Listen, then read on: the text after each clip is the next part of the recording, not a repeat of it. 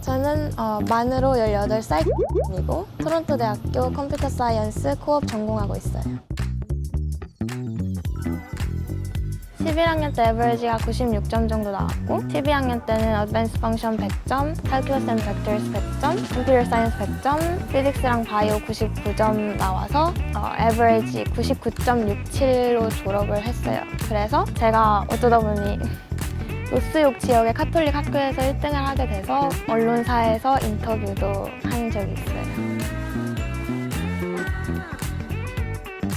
일단 제가 스카보러 캠퍼스를 선택한 가장 큰 이유는 아무래도 장학금이었던 것 같아요. 스카보러 캠퍼스에서는 4년 동안 20만 불, 그러니까 하나로 약 2억 정도를 제공을 해줬는데 다운타운에서는 그거에 한 4분의 1 정도 제공을 해준다고 해서 스카보러를 선택하게 됐어요. 부가적인 이유로는 스카보러 캠퍼스에 이제 코어 프로그램이 있는데 코어 프로그램에 가면 워크 퍼밋을 줘요. 근데 제가 선배님들한테 들은 걸로는 잡 인터뷰 같은 걸 하게 되면 마지막에 풀타임으로 일할 수 있는지 그런 걸 물어본대요. 그래서 그때 풀타임으로 일할 수 있다고 대답을 하면 아무래도 경쟁력이 더 높아지니까 그런 점을 보고 스카보러를 선택한 것 같아요. 저는 공부에 그렇게 큰 의미를 두고 공부를 하진 않고 어릴 때부터 승부욕이 강해서 남들보다 뒤처지지 않고 싶다는 마음에 공부를 열심히 했고 그러다 보니까 성적이 올라가고 그래서 공부에 재미를 느끼게 됐고 그렇게 계속 또 공부를 하다 보니까 배우는 행위 자체에 또 이제 즐거움을 느껴서 계속 공부를 한 것 같아요. 제가 컴퓨터 사이언스 전공을 선택한 이유는 일단 제가 어렸을 때부터 코딩 관련한 경험을 많이 해봤는데 제일 적성에 잘 맞고 제가 잘 한다고 느꼈어요. 그래서 초등학생 때부터였던 것 같아요. 컴퓨터 사이언스를 전공하고 싶었던 게.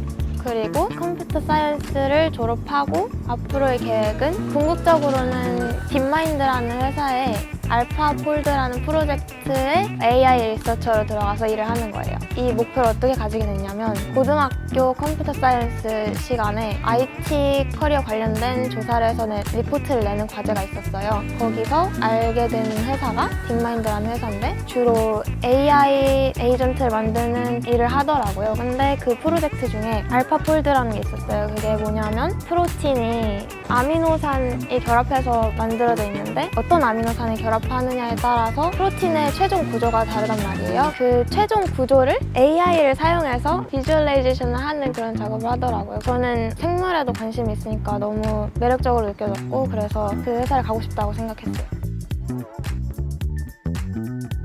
처음 왔을 때는 사립초등학교를 다녀서 이제 원어민 선생님들이랑 영어 수업을 했거든요. 그래서 외국인이랑 대화하는 거 그런 거에 대한 부담감이나 뭐 거부감 전혀 없는 상태였지만 한국에서 계속 살았다 보니까 회화나 아카데믹한 영어나 그런 거는 진짜 못하는 상태로 왔었어요. 처음에 회화적인 부분으로 어떻게 노력을 했냐면 말 많이 해보는 게 중요하다 생각해서 친구를 많이 사귀려고 노력을 했어요. 새 학기에 친구들한테 다가가서 인사하고 같이 주말에 놀자고 약속 잡고 그러다 보니까 일상적인 대화도 많이 하고 친해지면 대화하는 폭이 좀 넓어진다고 해야 될까요? 단순한 대화보다 좀 더 깊이 있는 대화를 많이 한다고 생각하거든요. 그게 또 이제 영어 회화 공부에 도움이 많이 됐던 것 같고 아카데믹한 영어는 과목별로 꼭 나오는 중요한 영어 용어들이 있어요. 그런 거를 미리 수업 전에 다 외우고 가려고 노력을 했고 라이팅은 제가 라이팅을 진짜 못했는데 유튜브에서 막 에세이 쓰는 방법 이런 거 찾아보고 그리고 김재원 쌤이 알려주신 팁인데 과제 제출해야 되는 게 하나 있으면